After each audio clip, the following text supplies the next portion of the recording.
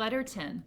My dear Wormwood, I was delighted to hear from Triptweeze that your patient has made some very desirable new acquaintances and that you seem to have used this event in a really promising manner.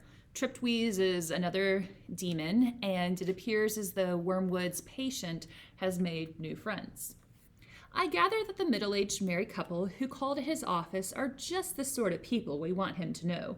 Rich, smart, superficially intellectual, and brightly skeptical about everything in the world.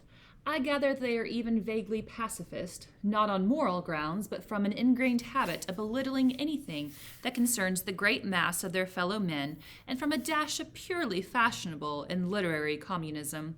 This is excellent, and you seem to have made good use of all his social, sexual, and intellectual vanity. Tell me more.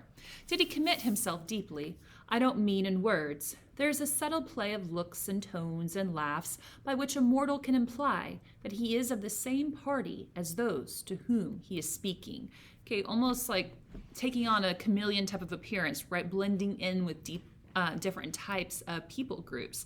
And C.S. Lewis talks about this in his book Reflections on the Psalms, and this is what he has to say about when we do this.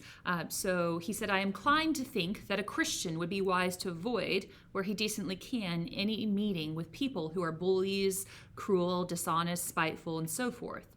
Not because we are too good for them, in a sense, because we are not good enough. We are not good enough to cope with all the temptations, nor clever enough to cope with all the problems. The temptation is to connive at, by our words, looks, and laughter, to consent. And so that's what he's talking about here. Yeah, like we can be a chameleon, and you can find common ground with a lot of different people. But once you insert yourself into those friend groups, how often do you start to become more like them rather than them becoming more like you? That is the kind of betrayal you should especially encourage, because the man does not fully realize it himself, and by the time he does, you will have made withdrawal difficult.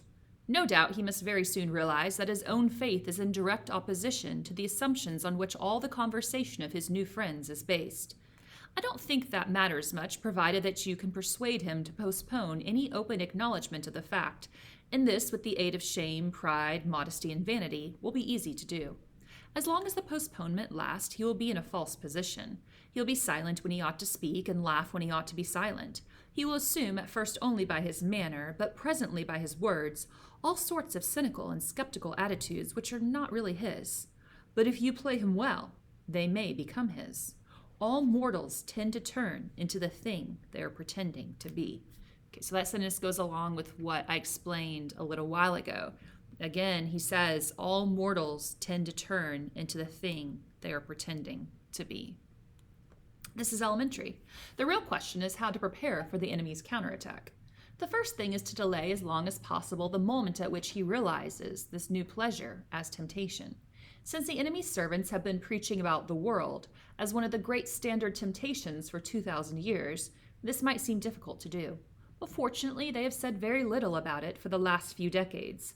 In modern Christian writings, though I see much, indeed more than I like, about mammon, and that's a biblical term for money, riches, wealth, everything along those veins. I see few of the old warnings about worldly vanities, the choice of friends, and the value of time. All that your patient would probably classify as Puritanism, and I may remark in passing that the value we have given to that word is one of the really solid triumphs of the last 100 years. By it, we rescue annually thousands of humans from temperance, chastity, and sobriety of life. Sooner or later, however, the real nature of his new friends must become clear to him, and then your tactics must depend on the patient's intelligence. If he is a big enough fool, you can get him to realize the character of the friends only while they are absent. Their presence can be made to sweep away all criticism. If this succeeds, he can be induced to live, as I have known many humans live, for quite long periods, 2 parallel lives. He will not only appear to be, but actually be, a different man in each of the circles he frequents, right? Living this dual life. Failing this, there is a subtler and more entertaining method. He can be made to take a positive pleasure in the perception that the two sides of his life are inconsistent. This is done by exploiting his vanity. He can be taught to enjoy kneeling beside the grocer on Sunday just because he remembers that the grocer could not possibly understand the urbane and mocking world which he inhabited on Saturday evening, and contrariwise to enjoy the body and blasphemy over the coffee with these admirable friends all the more because he is aware of a deeper spiritual world within him which they cannot understand. You see the idea. The worldly friends touch him on one side and the grocer on the other, and he is the complete, balanced, complex man who sees round them all. Thus, while being permanently treacherous to at least two sets of people, he will feel, instead of shame, a continual undercurrent of self-satisfaction. Finally, if all else fails, you can persuade him, in defiance of conscience, to continue the new acquaintance on the ground that he is, in some unspecified way, doing these people good by the mere fact of drinking their cocktails and laughing at their jokes, and that to cease to do so would be priggish, intolerant, and of course, puritanical. Meanwhile, you will of course take the obvious precaution of seeing that this new development induces him to spend more than he can afford and to neglect his work and his mother. Her jealousy and alarm and his increasing evasiveness or rudeness will be invaluable for the aggravation of domestic tension. Your affectionate uncle, Screwtape.